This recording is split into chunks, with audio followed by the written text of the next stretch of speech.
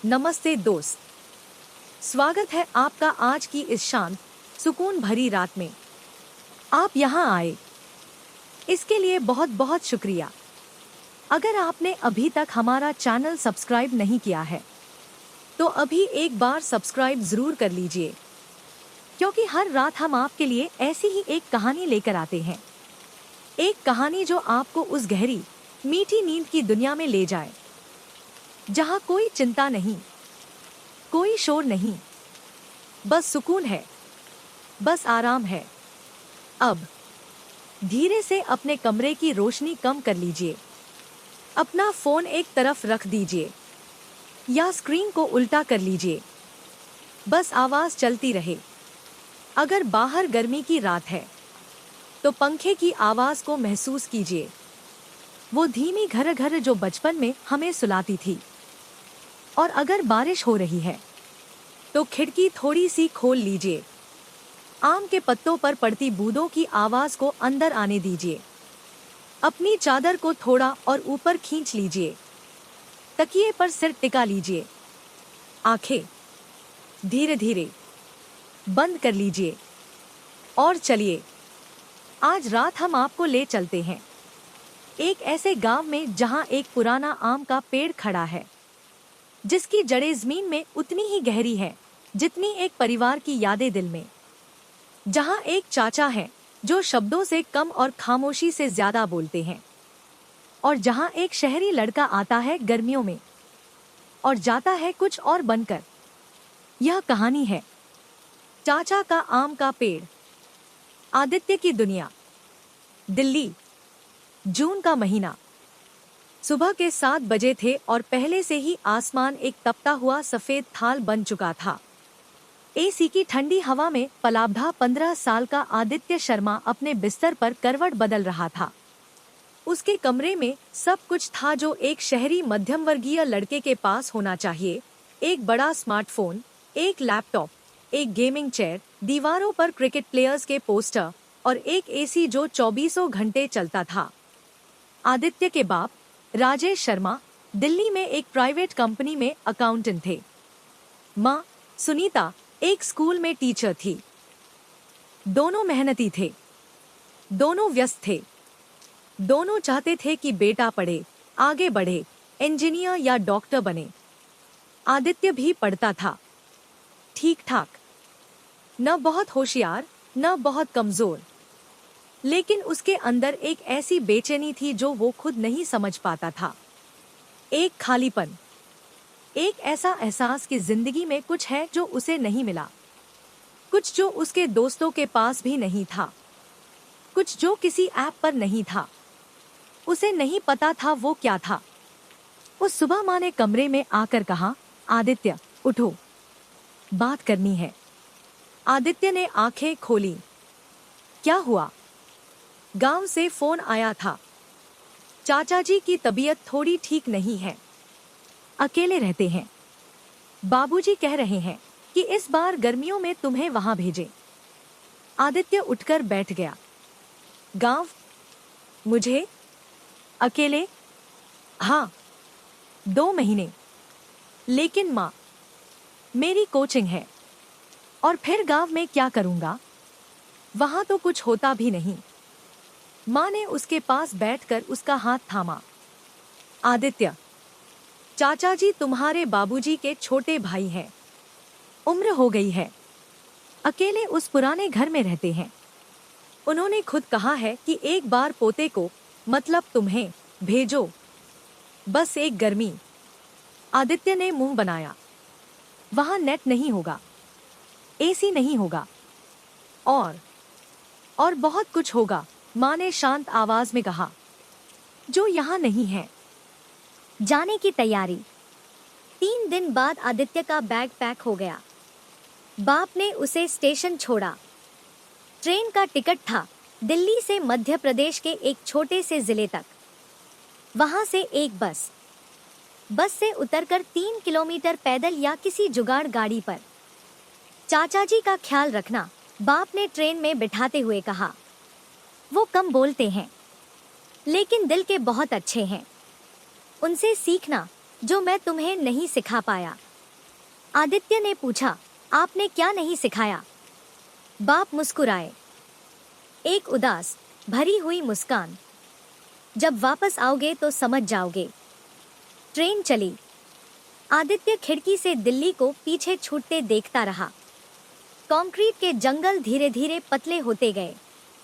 फिर खेत आए, फिर पेड़, फिर वो हरियाली जो उसने सिर्फ मूवीज में देखी थी।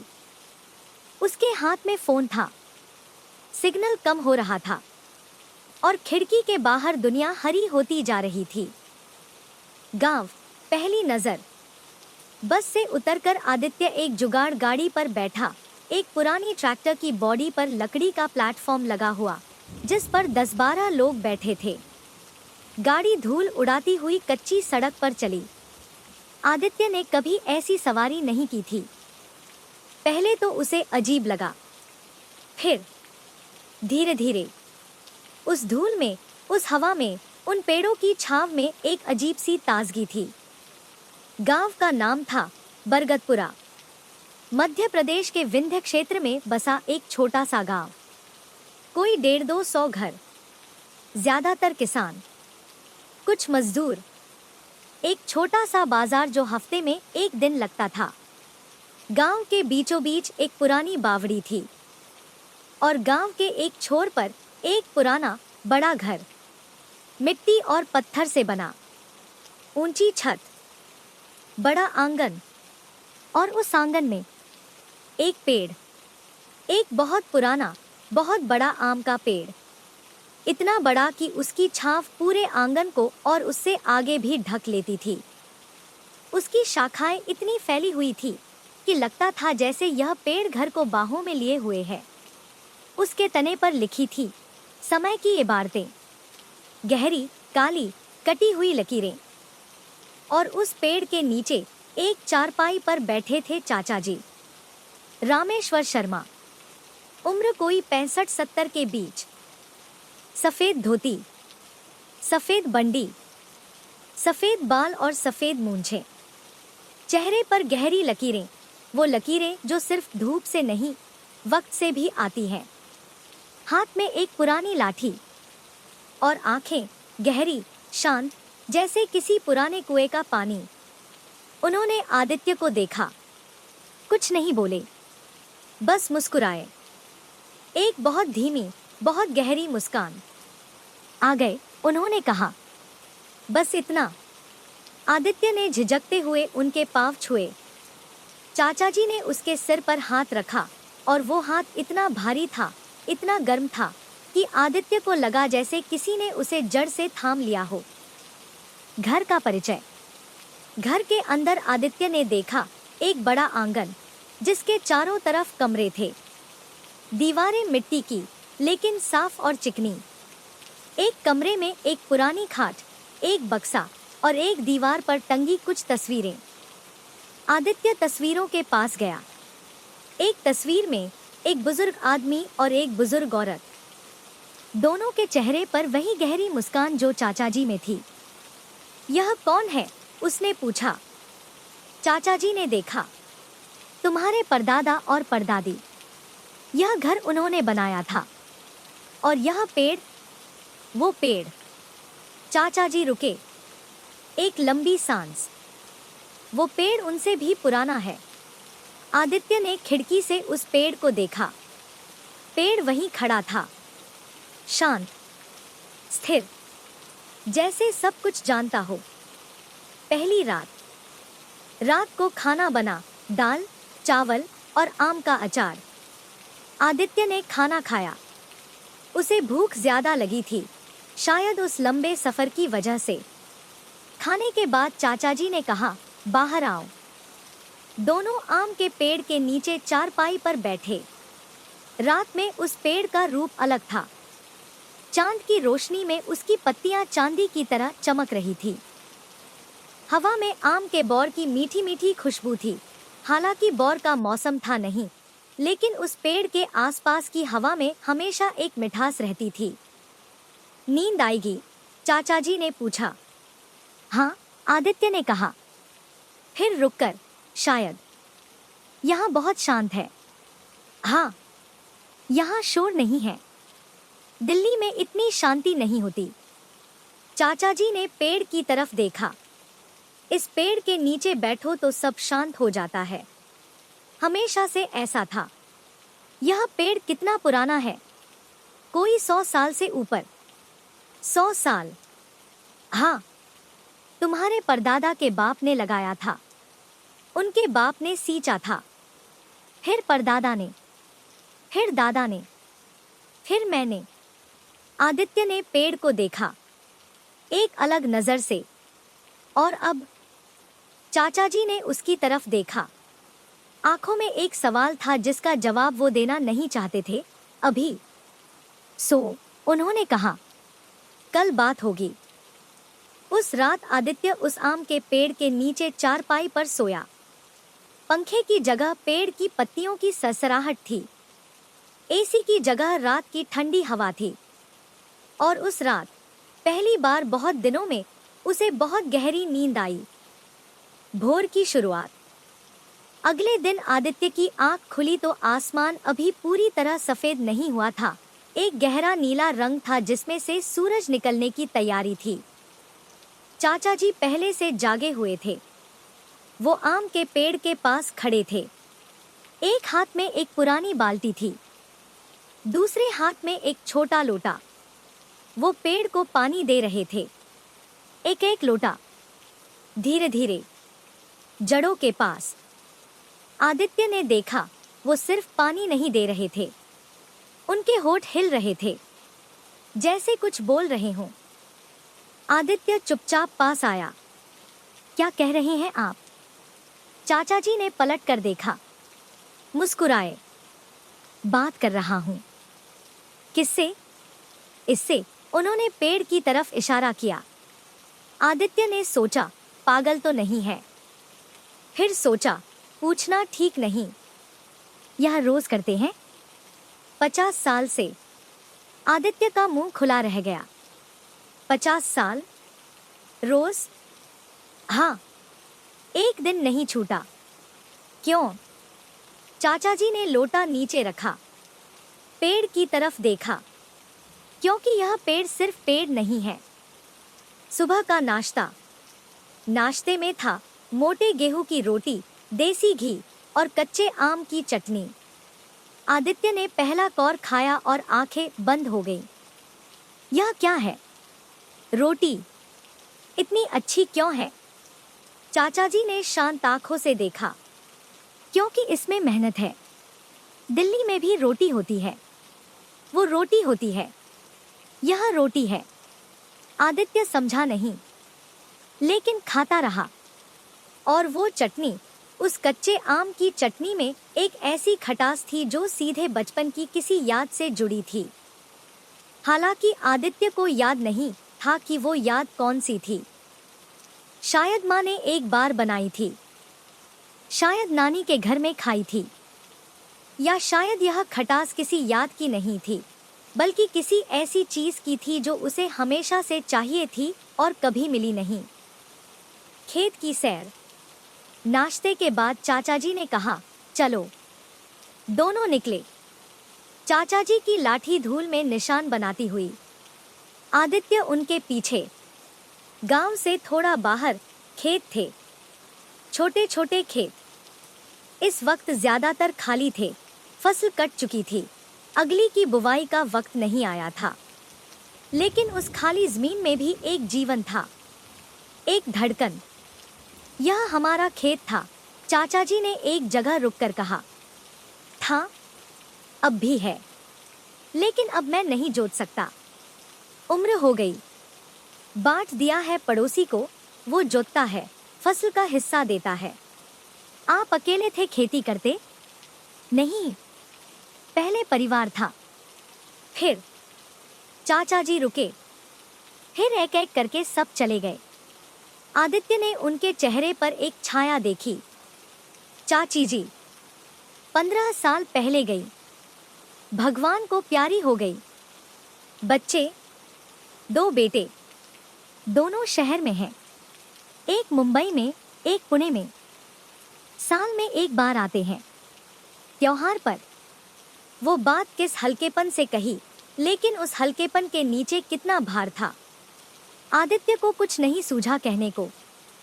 वो चुप रहा और चाचा जी भी चुप रहे। दोनों उस खाली खेत के किनारे खड़े रहे। हवा धीरे धीरे बह रही थी। दूर कहीं एक चिड़िया बोल रही थी। शाम का वक्त। शाम को जब सूरज ढलने लगा और हवा में थोड़ी ठंडक आई, चाचा जी आम के पेड़ के नीचे आ गए। चारपाई पर बैठे, पांव लटकाए, एक पुरानी बीड़ी सुलगाई, हालांकि आधी पीकर बुझा दी। आदित्य उनके पास बैठ गया। चाचा जी, इस पेड़ की कहानी बताइए। चाचा जी ने पेड़ को देखा, फिर आदित्य को। कौन सी कहानी? इसकी बहुत सारी कहानियां हैं, सब बताइए। चाचा जी मुस्कुराए, एक लंबी धीमी मुस्कान। ठीक है, लेकिन एक एक करके। आज पहली। और उन्होंने शुरू किया। पहली कहानी, परदादा और वो बीज। यह बात है कोई 100 साल पहले की। तुम्हारे परदादा के बाप, मतलब तुम्हारे परदादा के बाप, उनका नाम था गणेशीलाल शर्मा। गणेशीलाल बहुत गरीब थे। खेत छोटा था, परिवार बड़ा था, खाने को कम पड़ता था। लेकिन एक बात थी उनमें, वो कभी झुके नहीं, किसी के आगे हाथ नहीं फैलाया। जो था उसी में गुजारा किया। एक बार अकाल पड़ा, 2 साल कोई फसल नहीं हुई। पूरे गांव में खाने को नहीं था। लोग शहर भाग रहे थे। गणेशीलाल नहीं गए। उन्होंने कहा, यह जमीन हमारी है, हमारे बाप की थी, उनके बाप की थी, हम इसे नहीं छोड़ेंगे। उन दिनों एक बूढ़ा साधु गांव से गुजरा। गणेशीलाल ने उसे घर बुलाया। जो था थोड़ी बाजरे की रोटी, थोड़ा नमक, वो खिलाया। साधु ने खाया, फिर उठते उठते अपनी झोली से एक बीज निकाला, एक आम का बीज। इसे लगाओ, उन्होंने कहा, इस जमीन के बीचों बीच। इसे रोज पानी दो, इससे बात करो, और जब यह बड़ा हो तो जानना कि तुम्हारे घर पर भगवान का हाथ है। गणेशीलाल ने बीज लिया, साधु चला गया। अगले दिन उन्होंने उस बीज को आंगन के बीच में लगाया। मिट्टी खोदी, बीज रखा, ऊपर से मिट्टी ढकी, और उस दिन से रोज पानी देने लगे। अकाल में भी जब पीने के लिए पानी मुश्किल से मिलता था, तब भी उस बीज को एक लोटा पानी जरूर देते थे। उनकी पत्नी ने एक दिन कहा, क्या पागलपन है? बच्चों के लिए पानी नहीं और इस बीज को पानी दे रहे हो? गणेशीलाल ने कहा, बच्चों का पानी नहीं जाएगा, लेकिन यह बीज एक दिन उन्हीं बच्चों को छाव देगा, उनके बच्चों को, उनके बच्चों के बच्चों को। बीज उगा धीरे धीरे। पहले एक नन्ही सी कोमपल, फिर एक पतला सा पौधा, फिर एक छोटा पेड़, और अकाल खत्म हुआ। जैसे उस बीज के उगने और अकाल के खत्म होने में कोई रिश्ता था। गणेशीलाल ने उस दिन उस पेड़ के सामने माथा टेका। चाचा जी रुके। आदित्य चुपचाप सुन रहा था। शाम का आसमान नारंगी हो गया था। उस रोशनी में पेड़ की पत्तियां सोने जैसी चमक रही थी। वो बीज? आदित्य ने पूछा। यही पेड़ बना? हाँ। 100 साल में? हाँ, 100 साल से ऊपर। आदित्य ने पेड़ को देखा, एक अलग नजर से, जैसे अब वो सिर्फ एक पेड़ नहीं था। अगला दिन, अगली सुबह आदित्य खुद उठकर पेड़ के पास गया। उसने एक लोटा पानी लिया और डाला जड़ों के पास। चाचा जी ने खिड़की से देखा, कुछ नहीं बोले, बस मुस्कुराए। उस दिन दोपहर में आदित्य ने पूछा, दूसरी कहानी? चाचा जी चारपाई पर लेटे थे, पेड़ की छांव में, एक हाथ आंखों पर रखे। हाँ, वो उठकर बैठ गए। दूसरी कहानी, परदादी और वो आम। गणेशीलाल के बेटे थे रामलाल, तुम्हारे परदादा। रामलाल बड़े हुए तो वो पेड़ भी बड़ा हो गया था। जब रामलाल की शादी हुई कमला देवी से, तो शादी में सबसे पहला फल उस पेड़ से तोड़ा गया। उस आम को मिठाई की तरह बांटा गया। रामलाल और कमला देवी की जिंदगी उस पेड़ की तरह थी, गहरी जड़ें, फैली हुई शाखाएं और हर मौसम में कुछ न कुछ देती हुई। लेकिन एक बार कमला देवी बहुत बीमार पड़ गईं। बुखार था, बहुत तेज। उस जमाने में डॉक्टर नहीं था गांव में, बड़े शहर दूर था, दवाई महंगी थी। रामलाल ने रात रात भर जागकर उनकी सेवा की। एक रात जब बुखार सबसे तेज था, रामलाल उस पेड़ के पास बैठ गए। रात के अंधेरे में एक लालटेन लेकर उन्होंने पेड़ से बात की। भगवान नहीं सुनता, तू सुन, मेरी कमला को ठीक कर दे। मुझे कुछ नहीं चाहिए, बस वो ठीक हो जाए। वो रोए। एक बूढ़ा किसान जो कभी नहीं रोया था, उस रात रोया। पेड़ के सामने उस रात हवा चली, पेड़ की पत्तियां हिली और उस हिलने में जैसे कोई जवाब था। अगली सुबह कमला देवी का बुखार उतर गया। धीरे धीरे वो ठीक हुई। रामलाल ने उस दिन पेड़ की जड़ों पर दूध चढ़ाया, फूल चढ़ाए और कमला देवी ने जब ठीक हुई, सबसे पहले उस पेड़ के पास आकर हाथ जोड़े। उन्होंने कहा, इस पेड़ का कर्ज है मुझ पर। और उस दिन से कमला देवी हर सुबह उस पेड़ को पानी देती, हर मंगलवार को उसकी जड़ों पर थोड़ा गुड़ रखती और हर साल जब पहला आम लगता, वो उसे किसी गरीब को दे देती। पहला फल घर में नहीं, किसी जरूरतमंद के लिए। यह रिवाज भी इस परिवार में चला आया। आदित्य ने सुना, उसके मन में कुछ हिला। चाचा जी, आप भी ऐसा करते हैं? पहला आम?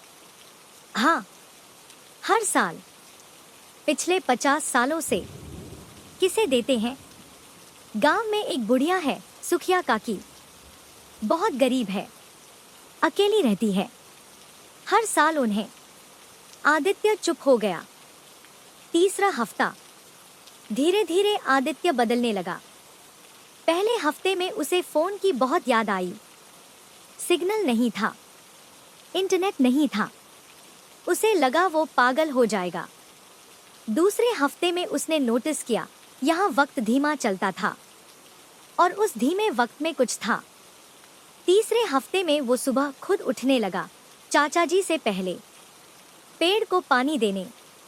एक सुबह चाचा जी ने देखा, आदित्य पेड़ की जड़ों के पास बैठा था, आंखें बंद, ऐसे बैठा था जैसे सुन रहा हो। चाचा जी ने कुछ नहीं कहा, लेकिन उनकी आंखों में एक चमक आई। गांव के लोग।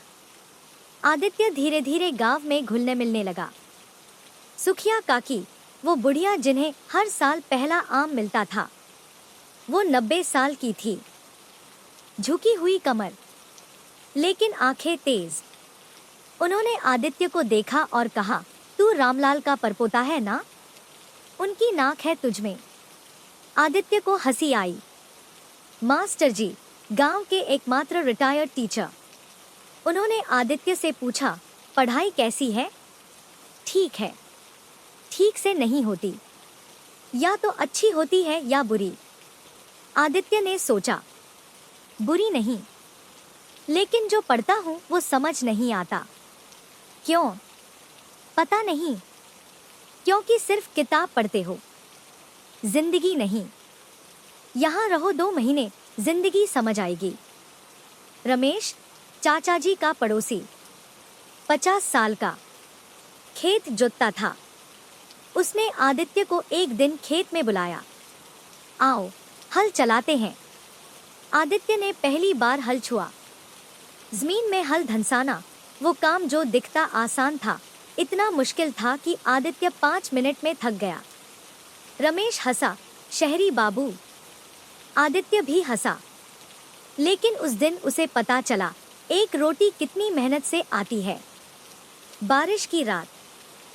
जुलाई में बारिश आई। एक रात बहुत तेज बारिश। छत पर पानी की आवाज, बिजली कड़कना, हवा का शोर। आदित्य और चाचा जी दोनों अंदर थे। बिजली नहीं थी। एक लालटेन जल रही थी। उस लालटेन की रोशनी में चाचा जी का चेहरा अलग लग रहा था, गहरा, रहस्यमय, जैसे किसी पुरानी किताब का कोई पन्ना। आज तीसरी कहानी? आदित्य ने पूछा। चाचा जी ने हाँ में सिर हिलाया। तीसरी कहानी, दादा और वो तूफान। रामलाल के बेटे थे शिवनारायण, तुम्हारे दादा, मेरे बड़े भाई।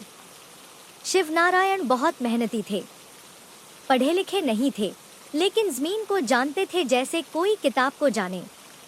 खेत में क्या बोना है, कब बोना है, पानी कितना चाहिए, यह उनकी उंगलियां जानती थी। एक साल बहुत बुरा साल था। फसल उगी, अच्छी उगी। गेहूं की बालियां सोने जैसी थी। लेकिन काटने से 2 दिन पहले एक तूफान आया। ऐसा तूफान जो 50 साल में एक बार आता है। सारी फसल बर्बाद। शिवनारायण खेत में खड़े रहे तूफान के बाद और देखते रहे। सारी बालियां जमीन पर, सब कुछ खत्म। घर में 4 बच्चे थे, कर्ज था। वो उस रात घर नहीं आए। आधी रात को मैं उन्हें ढूंढने गया। वो उस आम के पेड़ के नीचे बैठे थे, अंधेरे में, बिना लालटेन के। मैं छोटा था, कोई 10-12 साल। मैंने पूछा, भैया यहाँ क्यों हो? उन्होंने मुझे पास बुलाया। मैं उनके बगल में बैठ गया। बहुत देर तक कुछ नहीं बोले। फिर बोले, रामेश यह पेड़ देख। तूफान आया, इसकी कुछ टहनियां टूटी, पत्तियां उड़ी, लेकिन यह गिरा नहीं। मैंने देखा, हाँ, कुछ टहनियां टूटी थी। क्यों नहीं गिरा? उन्होंने पूछा। मैंने कहा, जड़ें मजबूत हैं। उन्होंने मेरे सिर पर हाथ रखा। हाँ, जड़ें मजबूत हैं, हमारी भी हैं, हम भी नहीं गिरेंगे। उस रात उस पेड़ के नीचे शिवनारायण ने फैसला किया कि वो हार नहीं मानेंगे। अगले दिन से उन्होंने फिर काम शुरू किया, कर्ज चुकाया धीरे धीरे। और उस साल जब फिर फसल हुई, उन्होंने सबसे पहले उस पेड़ के पास आकर माथा टेका। चाचा जी रुके। बाहर बारिश हो रही थी, अंदर लालटेन जल रही थी। आदित्य की आंखें भरी हुई थी। दादाजी, उसने धीरे से कहा। हाँ, तुम्हारे दादा। मैंने उन्हें नहीं देखा, वो मेरे जन्म से पहले चले गए। जानता हूं, लेकिन तुमने उन्हें देखा है। कहाँ? चाचा जी ने उस पेड़ की तरफ इशारा किया। इसमें। वो सुबह जब आदित्य ने पूछा, एक सुबह जब दोनों पेड़ को पानी दे चुके थे और बैठे हुए थे, आदित्य ने पूछा, चाचा जी आपकी अपनी कहानी? चाचा जी ने उसे देखा। मेरी? हाँ। परदादा की सुनी, परदादी की सुनी, दादाजी की सुनी, आपकी? चाचा जी ने पेड़ को देखा, लंबी सांस ली। मेरी कहानी सबसे लंबी है, समय है। चाचा जी मुस्कुराए। ठीक है। चाचा जी की कहानी, जब वो जवान थे। मैं जब जवान हुआ, यह पेड़ मुझसे पहले से बड़ा था। मैंने हमेशा इसे बड़ा ही देखा। मेरे भैया शिवनारायण, वो बड़े थे, उन पर जिम्मेदारी थी। मैं छोटा था, मुझे पढ़ाई की तरफ भेजा गया। मैंने 10वीं पास की। उस जमाने में 10वीं पास करना बड़ी बात थी। गांव में लोगों ने कहा, रामेश्वर आगे जाएगा। मेरे मन में भी था, शहर जाऊंगा, नौकरी करूंगा, बड़ा आदमी बनूंगा। लेकिन तभी भैया बीमार पड़ गए। गठिया था, हाथ पांव जवाब देने लगे। घर में कोई नहीं था। भाभी थी, लेकिन अकेली औरत खेत नहीं संभाल सकती थी। मैंने फैसला किया, नहीं जाऊंगा। माँ ने रोया, तेरा जाना जरूरी है। मैंने कहा, भैया का रहना ज्यादा जरूरी है। और मैं रुक गया। शहर नहीं गया, बाकी जिंदगी यहीं रहा। खेत संभाला, घर संभाला, भैया की देखभाल की। कभी कभी रात को सोचता था, क्या होता अगर जाता, क्या होता। और उन रातों में मैं इस पेड़ के पास आता था और यह पेड़ मुझे जवाब देता था, बिना बोले, बस अपनी जड़ों से, अपनी छांव से, जैसे कह रहा हो, देख मुझे, मैं भी कहीं नहीं गया, यहीं रहा। और देख कितना बड़ा हो गया। मैं समझ गया, जड़ें जहां है वहीं ताकत है। चाचा जी की शादी, मेरी शादी हुई सरस्वती से, तुम्हारी चाची जी सरस्वती। वो इस घर में आई तो लगा जैसे इस पेड़ को और एक माली मिल गया। वो रोज सुबह पेड़ को पानी देती, मेरे साथ, कभी कभी मुझसे पहले। हमारी जिंदगी सादी थी, पैसे कम थे, लेकिन घर भरा था। 2 बेटे हुए, मनोज और सुनील। बच्चे बड़े हुए, पढ़े, शहर गए। मनोज मुंबई गया, सुनील पुणे। हम दोनों यहाँ रहे। अकेले नहीं, हम दोनों थे। और यह पेड़ था। 15 साल पहले सरस्वती बीमार पड़ी, बहुत बीमार। मैंने वही किया जो रामलाल ने किया था, इस पेड़ के पास बैठा, रोया, मांगा। लेकिन इस बार भगवान ने नहीं सुना, या शायद सुना, लेकिन उन्हें वापस नहीं किया।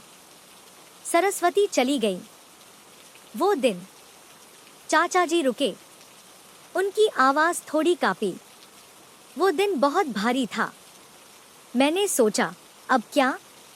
और उस रात उस पेड़ के पास बैठा, बहुत देर तक। और तब उस पेड़ ने मुझे कुछ दिया। हवा चली, पत्तियां हिली, और उस हवा में मुझे सरस्वती की खुशबू आई, आम के बौर की खुशबू। वो उनकी पसंदीदा खुशबू थी। मैं समझ गया, वो गई नहीं, बस इस पेड़ में समा गई। इसीलिए मैं आज भी रोज पानी देता हूँ, आज भी बात करता हूँ उनसे। आदित्य की आंखों से आंसू बह रहे थे। वो कुछ नहीं बोला।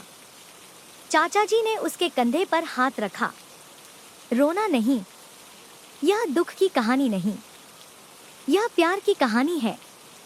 वो एक दोपहर आदित्य अकेला उस पेड़ के नीचे बैठा था। उसने अपना पुराना फोन निकाला, जिसमें नेट नहीं था। उसने फोटोज देखे, दिल्ली के, अपने दोस्तों के, मॉल के, मूवीज के। वो सब देखकर उसे कुछ नहीं हुआ। लेकिन जब उसने ऊपर देखा, उस पेड़ की घनी छाव, उसकी पत्तियों में से छनकर आती रोशनी। एक चिड़िया अपने बच्चे को खाना खिला रही थी किसी टहनी पर। उसे लगा, यह असली है, वो फोटोज नहीं। यह चाचा जी का सवाल। एक शाम चाचा जी ने पूछा, आदित्य, तुम्हें यहाँ कैसा लगता है? आदित्य ने सोचा, सच में सोचा। पहले अजीब लगता था, अब घर जैसा। चाचा जी ने मुस्कुराकर पेड़ की तरफ देखा। इस पेड़ का असर है। चाचा जी, एक बात पूछूं? हाँ। आपके बेटे मनोज चाचा और सुनील चाचा, वो आते क्यों नहीं? चाचा जी चुप हो गए। आते हैं, साल में एक बार। लेकिन आप अकेले रहते हैं, उन्हें चिंता नहीं? चिंता है, लेकिन उनकी जिंदगी है शहर में, बच्चे हैं, काम है। और आप? मैं ठीक हूं। यह पेड़ है, यह घर है। आदित्य ने महसूस किया, चाचा जी ने जवाब दे दिया, लेकिन दर्द छिपा लिया। उस रात आदित्य ने एक पत्र लिखा अपने बाप को, हाथ से, कागज पर, क्योंकि नेट नहीं था।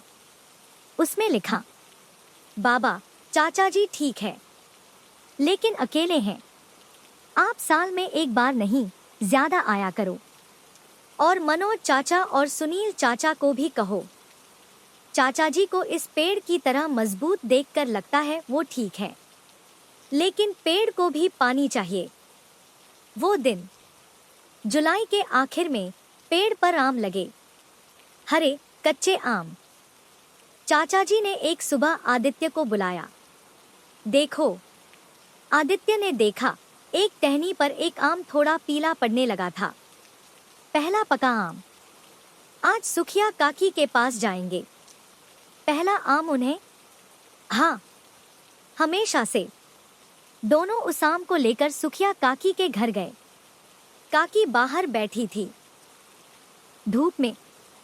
चाचा जी ने उन्हें आम दिया। काकी ने आम लिया, उसे देखा, फिर चाचा जी को देखा। रामेश्वर, 50 साल से दे रहे हो? हाँ काकी, कभी भूले नहीं। कैसे भूलूं? यह तो घर का रिवाज है।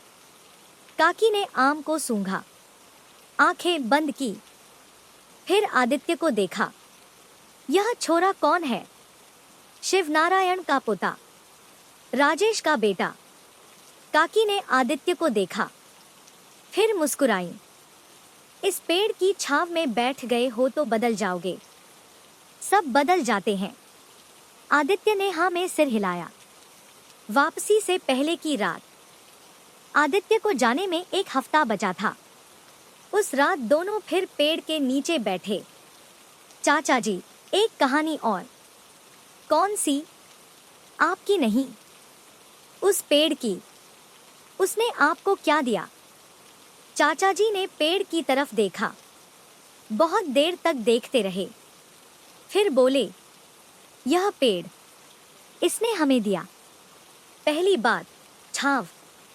जब जब जीवन में धूप बहुत तेज हुई, यह पेड़ आगे आ गया, बिना मांगे, बिना किसी अपेक्षा के। दूसरी बात, जड़ें। जब जब मन भागना चाहा, शहर जाना चाहा, दूर जाना चाहा, इस पेड़ को देखा और याद आया कि हम कहाँ से हैं, हमारी मिट्टी क्या है। तीसरी बात, फल। इसने कभी खुद नहीं खाया, हमेशा दूसरों को दिया, और यही सीख थी, जो मिला है बांटो। चौथी बात, सब्र। यह पेड़ एक दिन में नहीं बड़ा हुआ, 100 साल लगे, और वो 100 साल में रोज थोड़ा थोड़ा बड़ा हुआ, बिना जल्दी किए, बिना किसी को दिखाने के लिए।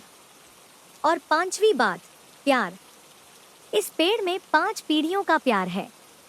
परदादा का, परदादी का, दादाजी का, सरस्वती का, मेरा। जब मैं इसे पानी देता हूँ, मैं उन सबको पानी देता हूँ। जब यह हवा में हिलता है, वो सब हिलते हैं। यह पेड़ सिर्फ लकड़ी और पत्तियां नहीं है, यह हमारा परिवार है। आदित्य चुप था। आसमान में तारे थे, पेड़ की पत्तियां हौले हौले हिल रही थी, और उस हिलने में जैसे 5 पीढ़ियां साथ हिल रही थी। विदाई। अगस्त का पहला हफ्ता।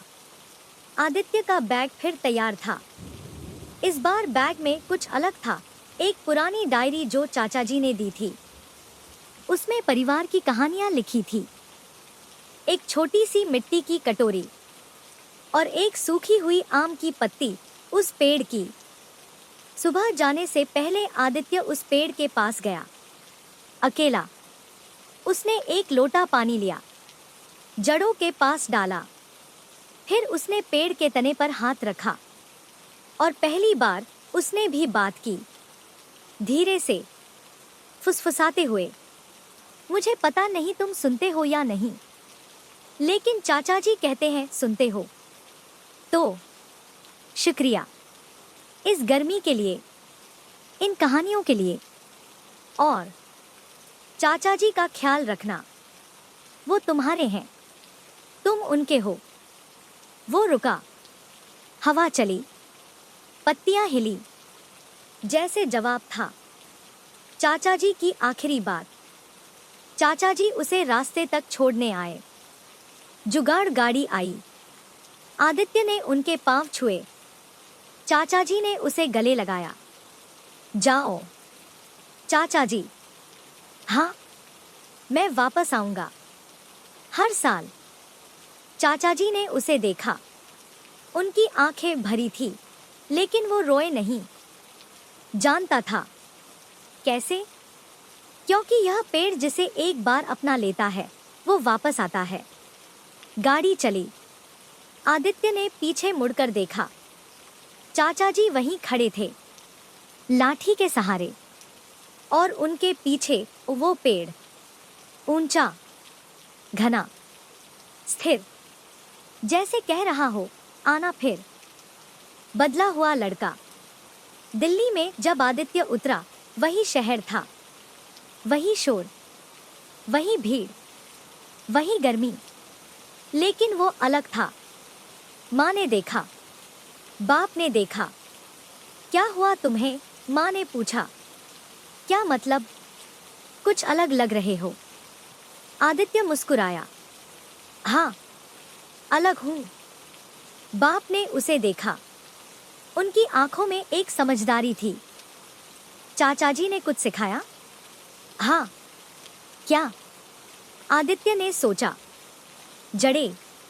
बाप चुप हो गए, फिर मुस्कुराए। वही मुस्कान जो स्टेशन पर थी। स्कूल में बदलाव। स्कूल खुला। आदित्य बदला हुआ था। वो अब फोन पर उतना नहीं रहता था। वो अब दोस्तों के साथ बैठकर बात करता था, सच में बात। एक दिन उसके टीचर ने क्लास में पूछा, जिंदगी में सबसे जरूरी चीज क्या है? बाकी बच्चों ने कहा, पैसे, सक्सेस, फेम। आदित्य ने हाथ उठाया। जड़ें। टीचर ने हैरान होकर पूछा, क्या मतलब? मतलब यह कि आप जहां से हैं उसे जानना, अपने परिवार को जानना, अपनी मिट्टी को जानना। जब तूफान आए तो जड़ें ही बचाती हैं। क्लास में चुप्पी छा गई। टीचर ने मुस्कुराते हुए कहा, बहुत अच्छा।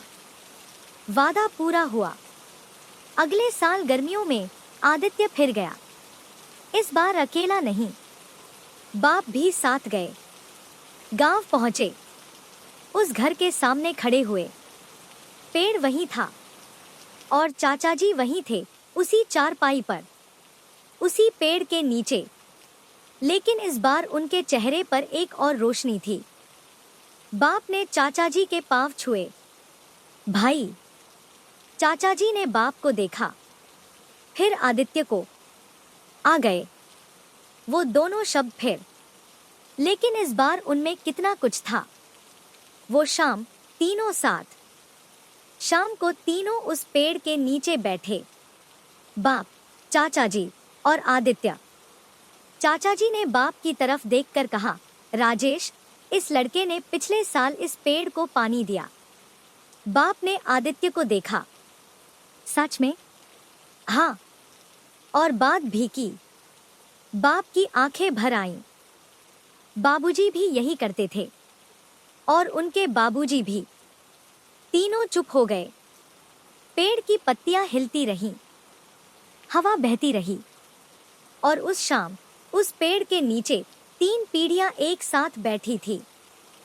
जैसे वो 100 साल पुराना पेड़ जानता था, यह होगा, यह हमेशा होगा। वो बात जो आदित्य ने लिखी।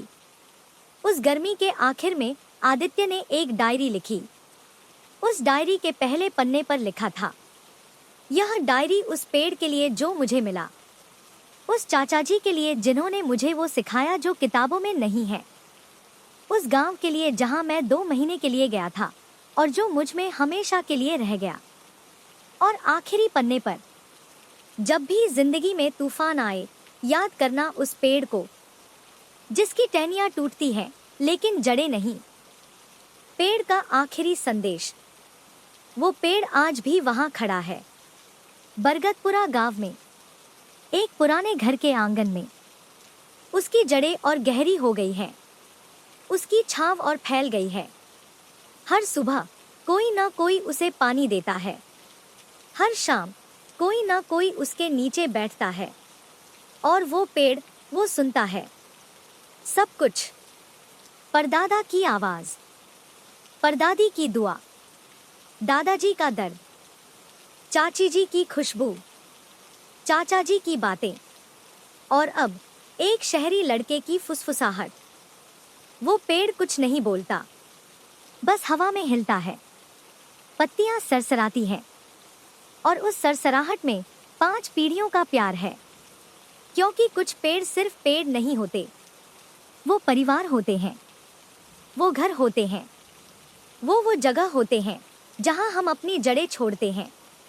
और जड़ें जहां होती हैं वहीं ताकत होती है, वहीं घर होता है, वहीं हम होते हैं। दोस्त, आंखें बंद है ना? नींद आ रही है? जाने दीजिए खुद को उस नींद में। आज रात आपके सपनों में भी एक पेड़ हो, एक पुराना घना मीठी छाव वाला आम का पेड़, और उसके नीचे आपके अपने। शुभ रात्रि।